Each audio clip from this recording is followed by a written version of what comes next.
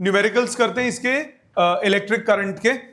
सामने ध्यान दीजिए, चेक कीजिए अपने स्टेप्स। फर्स्ट क्वेश्चन, फर्स्ट आपको कह रहा है a current of 7.5 ampere is maintained in wire for 45 seconds. Current है 7.5 एम्पियर का और कितनी देर तक आपने उसको मेंटेन किया? 45 सेकेंड्स तक। मतलब ये कांस्टेंट करंट आपने मेंटेन किया। जब कांस्टेंट करंट होता है तो करंट का फॉर्मूला क्या लगता है? Charge upon time. सो आपको क्या बोला? How much charge. So a part, how much charge, तो Q is equal to current into time. Current है 7.5 और टाइम है 45, तो 45 इंटू 7.5, 45 इंटू 7.5, आंसर आता है 337,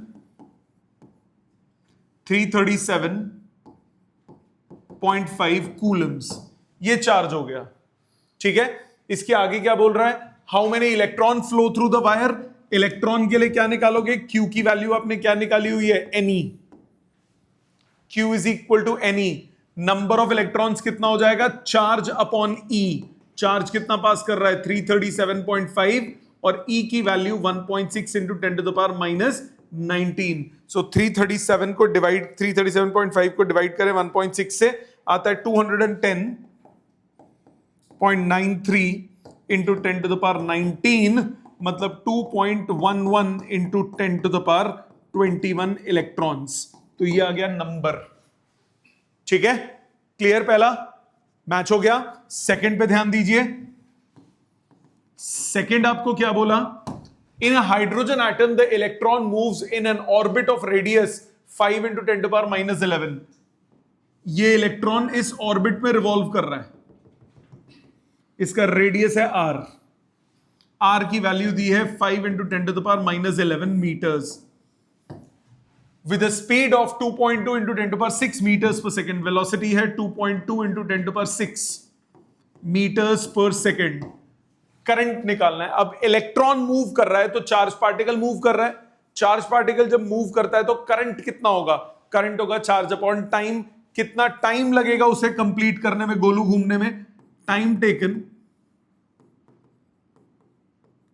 टू कंप्लीट वन रेवोल्यूशन, वो हो जाएगा डिस्टेंस अपॉन स्पीड।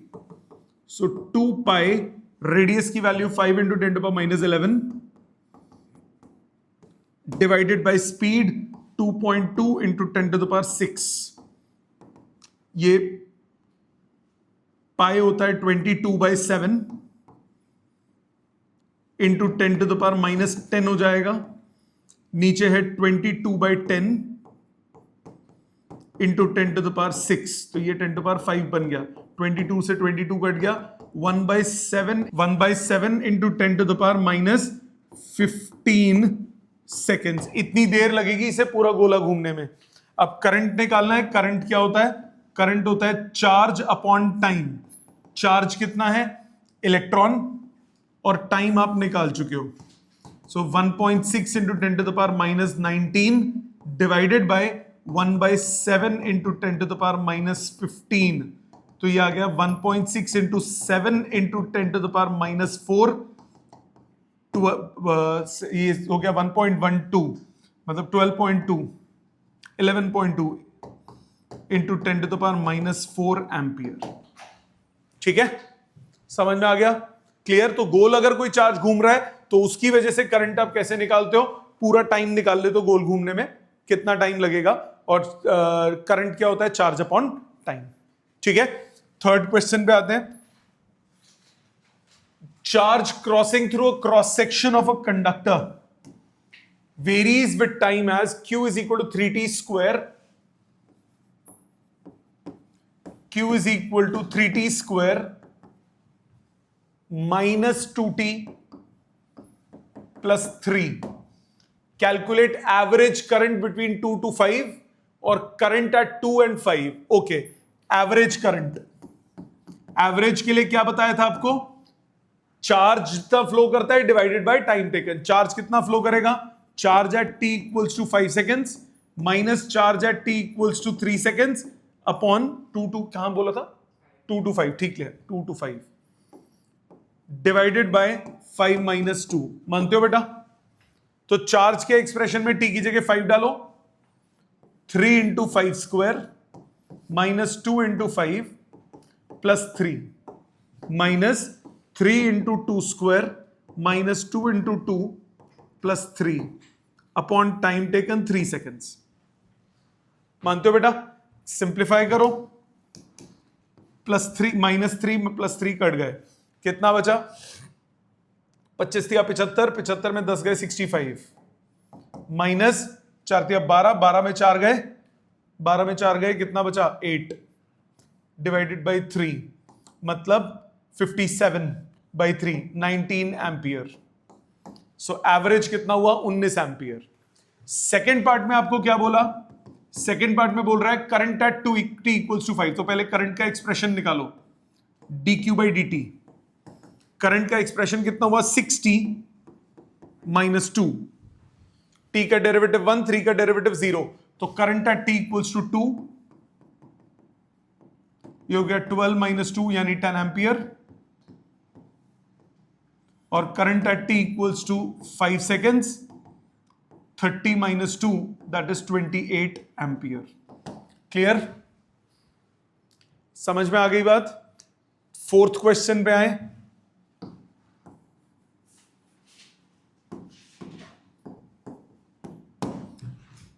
करंट अब आपको दिया हुआ है, करंट दिया है 2t minus 3, 2t minus 3 passing through conductor. Calculate the charge delivered in 0 to 1 seconds.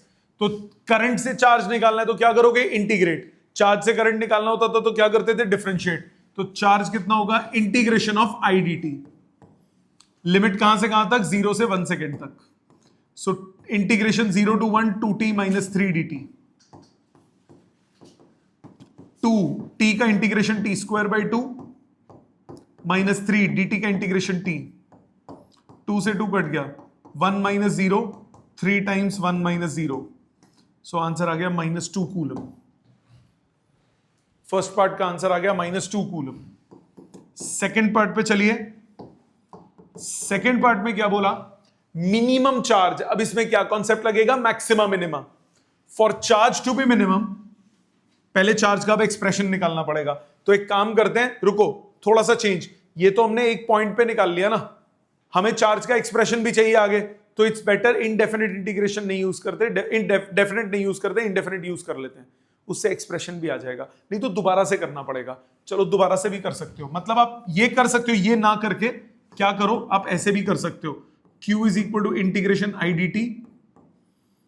So i की वैल्यू ये हो गया 2t square by 2 minus 3t plus c। अब आपको क्वेश्चन में दिया है no charge is delivered at t equals to 0, at t equals to 0 charge is 0, तो c की वैल्यू सॉल्व करके 0 आ गई। चार्ज का एक्सप्रेशन आ गया t स्क्वायर माइनस 3t। अब फर्स्ट पार्ट को कैसे करते? t की जगह 1 सेकेंड डाल देते, आंसर आ जाता। ठीक है ना, t की जगह 1 सेकेंड डाल देते, आंसर आ जाता। अब सेकेंड पार्ट में कोई नहीं, ऐसे कर लो तब भी कोई दिक्कत नहीं है। मिनिमम चार्ज निकालना है। For minimum charge dq by dt क्या होना चाहिए? 0। डेरिवेटिव, जिस चीज को मिनिमाइज करना है उसका डेरिवेटिव किसके बराबर होना चाहिए? 0 के। मतलब करंट की वैल्यू यानी 2t माइनस 3 कितना होना चाहिए? 0। तो टाइम कितना हो गया? 3/2। अब ये मिनिमम को कोरस्पॉन्ड कर रहा है या मैक्सिमम? d2q बाई dt2 आ गया plus 2 which is greater than 0, मतलब मिनिमम को कोरस्पॉन्ड कर रहा है। Therefore charge is minimum at t equals to 3/2 seconds। इस टाइम पे चार्ज मिनिमम होगा, तो मिनिमम चार्ज की वैल्यू कितनी आ जाएगी? चार्ज वाले एक्सप्रेशन में t की जगह 3/2 डालो, 9/4 माइनस 9/2, आंसर आ गया माइनस 9/4 कूलम। तो मिनिमम चार्ज आ गया माइनस 9/4 कूलम। क्लियर है सबको? Maximum minima clear? प्लीज अपने हाथ से इसको लिखो, इसमें अगर कोई पॉइंट नहीं समझ में आता तो पूछो। Next is question number 5। The following charge versus time graph passing through the two different conductors A and B, compare the current passing. कैसे करते हो? स्लोप निकालते हो। चार्ज वर्सेस टाइम ग्राफ का स्लोप आपको क्या देता है? करंट देता है। ये चार्ज वर्सेस टाइम ग्राफ है, दो ग्राफ्स हैं। एक एंगल बना रहा है 30 डिग्री, दूसरा बना रहा है 30 डिग्री वाई एक्सिस के साथ। एक एक्स एक्सिस के साथ बना रहा है, ये ए है ये बी है। अब ए वाले का स्लोप कितना होगा? ये एंगल हो जाएगा 60। स्लोप हमेशा किसके साथ देखते हो? X axis. तो करंट ए का कितना हो जाएगा? tan 60 which is √3। Current B का कितना हो जाएगा? tan 30 which is 1/√3। So current A का डिवाइडेड बाय करंट बी का रेशियो कितना आया? √3 अपॉन 1/√3। आंसर कितना आया? 3:1। क्या ये पहला क्लियर है? मतलब फिफ्थ क्लियर है? ठीक, छक्के पे आ जाएं। सिक्स्थ कह रहे हैं calculate the charge delivered by the current over a period of 0 to 2 seconds, 2 to 4 seconds। अब चार्ज निकालना है। कौन सा ग्राफ है? Current versus time graph. Current versus time graph में एरिया आपको क्या देता है? Charge. Current versus time graph का एरिया आपको क्या देता है? चार्ज। ये 2 seconds है, ये 4 seconds है, और ये करंट कितना है? 2 एम्पियर है इधर। तो सबसे पहले 0 to 2 seconds में ये हो गया एरिया। चार्ज हो जाएगा half, base is 2, height is also 2। Answer आया 2 कूलम। ये फर्स्ट पार्ट में हो गया। फिर उसके बाद 2 to 4 में बोला, सेकेंड पार्ट में 2 to 4 seconds बोला, तो ये एरिया होगा। चार्ज कितना हो जाएगा? Length that is 2 into breadth that is 2। Answer आ गया 4 coulomb. Clear? So area with the time axis आपको क्या देता है? चार्ज। कौन से ग्राफ में? करंट वर्सेस टाइम ग्राफ में। और slope with the time axis आपको क्या देता है? करंट। किस में? चार्ज वर्सेस टाइम ग्राफ में। क्लियर? ये हो गया क्वेश्चन नंबर 6। आ जाते हैं 7th पे। लॉजिकल क्वेश्चन है। An electron is rotating around the nucleus in a circular path. एक इलेक्ट्रॉन रिवॉल्व कर रहा है। अभी सेकंड क्वेश्चन किया था उसी टाइप का है। एक इलेक्ट्रॉन रिवॉल्व कर रहा है। Calculate the current associated with the revolving electron if the following different information is given. अगर आपको टाइम पीरियड पता हो तो करंट कितना होगा? जरा फर्स्ट पार्ट पे ध्यान दीजिए। अगर आपको टाइम पीरियड पता हो तो करंट हो जाएगा चार्ज अपॉन टाइम। यस और नो? टाइम पीरियड पता है तो E upon t, where t is time period. तो in terms of time period ये एक्सप्रेशन आ गया। सेकेंड पार्ट में अगर आपको फ्रीक्वेंसी गिवन हो, 1 अपॉन टाइम पीरियड क्या होता है? फ्रीक्वेंसी। मतलब मैंने बोला कि एक इलेक्ट्रॉन रिवॉल्व कर रहा है, उसकी ये फ्रीक्वेंसी है। तब आप करंट कैसे निकालोगे? तब आप करंट निकालने के लिए चार्ज अपॉन टाइम की जगह चार्ज इनटू फ्रीक्वेंसी कर दोगे। ये हो गया frequency. In terms of frequency formula क्या बन गया? E into frequency. Third part, angular frequency अगर गिवन हो, एंगुलर फ्रीक्वेंसी करंट आप निकाल चुके हो, चार्ज अपॉन टाइम 2 पाई से मल्टीप्लाई 2 पाई से divide. 2 pi by time period क्या होता है? 2 पाई बाय टाइम पीरियड क्या होता है? Angular frequency. सो ये हो गया E ओमेगा बाय 2 पाई। कैसे आया? ओमेगा की वैल्यू होती है 2 पाई बाय टाइम पीरियड।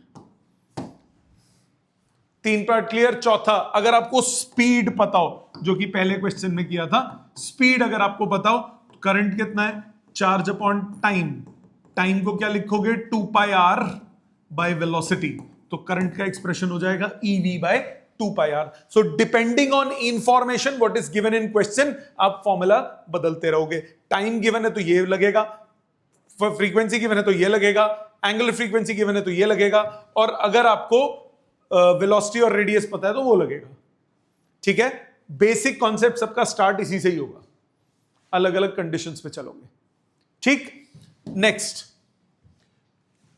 काम का सोचने वाला क्वेश्चन है, समझो ध्यान से, समझो ध्यान से। मैं करने के बाद साइड हो जाऊंगा, आप लिख लेना। In a hydrogen discharge tube, number of protons drifting across a cross section per second is 10 to the power 18। ये एक डिस्चार्ज ट्यूब है, हाइड्रोजन डिस्चार्ज ट्यूब है। इसमें प्रोटॉन्स इधर ड्रिफ्ट हो रहे हैं, सो नंबर ऑफ प्रोटॉन्स वो दिए 1 इंटू 10⁻18 पर सेकेंड। एक सेकेंड में इतने हो रहे हैं। Number of electron drifting in opposite direction, proton right side पे जाएगा तो इलेक्ट्रॉन लेफ्ट साइड पे जाएगा। So number of electrons drifting कितने दिए हुए हैं? 2.7 इंटू 10⁻18 per second. Find the current flowing through the tube.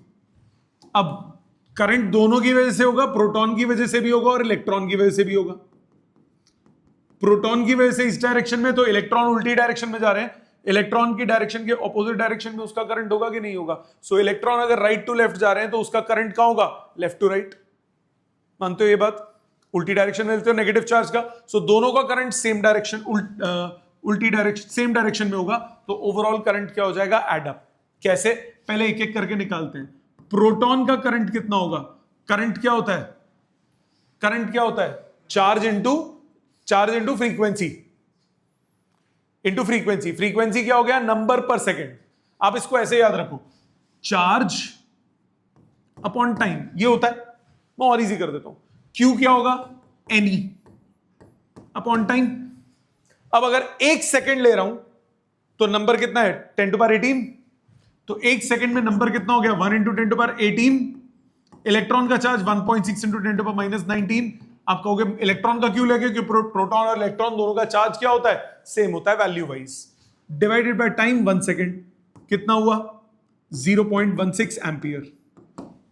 So protons के मूवमेंट की वजह से जो करंट आया वो कितना आया? 0.16 एम्पियर। इलेक्ट्रॉन्स की मूवमेंट से जो करंट आएगा वो कितना होगा? Again charge upon time. Charge कितना है? Ne upon time. n क्या है? Number of electrons. इसमें n क्या था? Number of protons. इलेक्ट्रॉन्स कितने फ्लो कर रहे हैं? 2.7 इंटू 10⁻18 into 1.6 into 10⁻19। Time taken 1 second. मानते हो बेटा? यहां तक कोई शक? कैलकुलेट करते हैं। 2.7 इंटू 0.16, 0.16, 10 की पावर भी एकोमोडेट हो जाएगी, 0.432।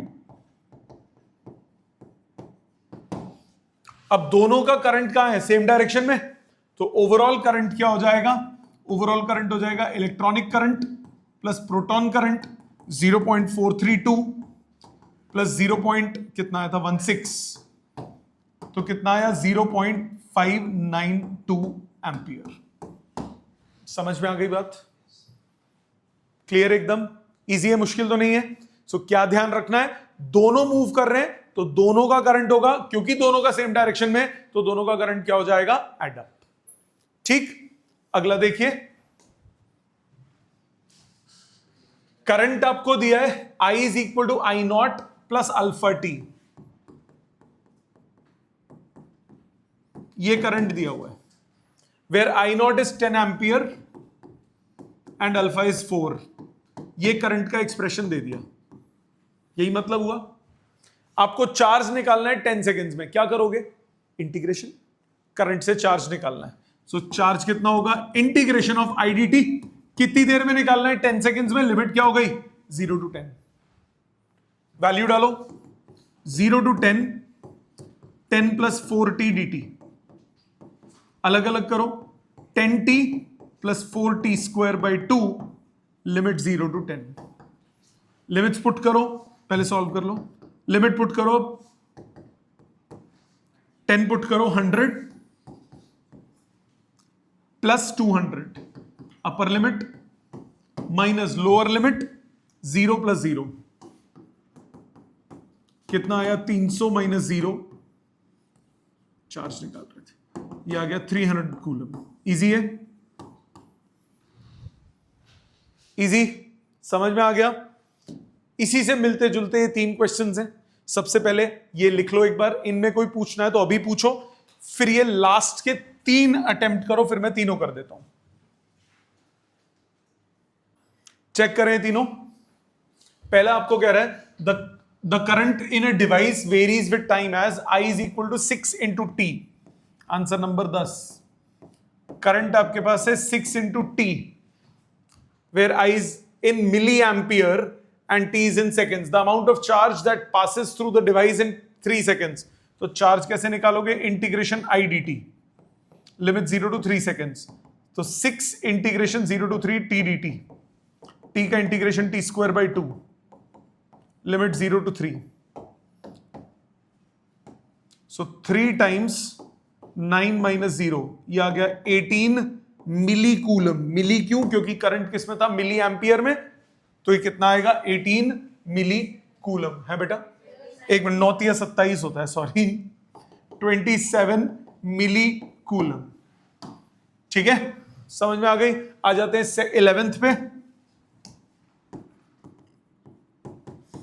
11th में क्या बोल रहा है? The steady current of 8 milliampere flows through the wire, number of electrons passing through the cross section in 10 seconds. तो पहले चार्ज निकालोगे. Q is equal to I t. Current कितना? 8 मिली, और टाइम कितना? 10 सेकेंड्स. और Q किसके बराबर? N. तो N कितना हो गया? 8 into 10 to power minus 2 divided by 1.6 into 10 to power minus 19. So 16 पंजे 80, 0.5 नहीं, 5 into 10 to the power 17.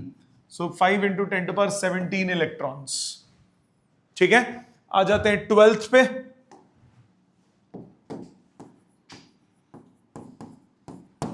Twelfth आपको क्या कह रहा है? Figure shows a plot of current flowing through the cross section of the wire versus time. Current versus time का graph दिया हुआ है.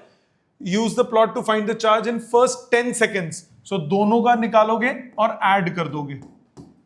सो चार्ज हो जाएगा area under curve. Area under curve. So पहले का एरिया हो गया हाफ, 5 इंटू 5, प्लस ये एरिया हो गया 5 इंटू 5. आंसर आ गया 25 बाई 2, 75 बाई 2 कूलम, मतलब 37.5 कूलम. करेक्शन कर लो इसके आंसर में. आंसर में है 37.5 कूलम. एक मिनट, हाँ 10 सेकेंड्स बोला था ना, ठीक है.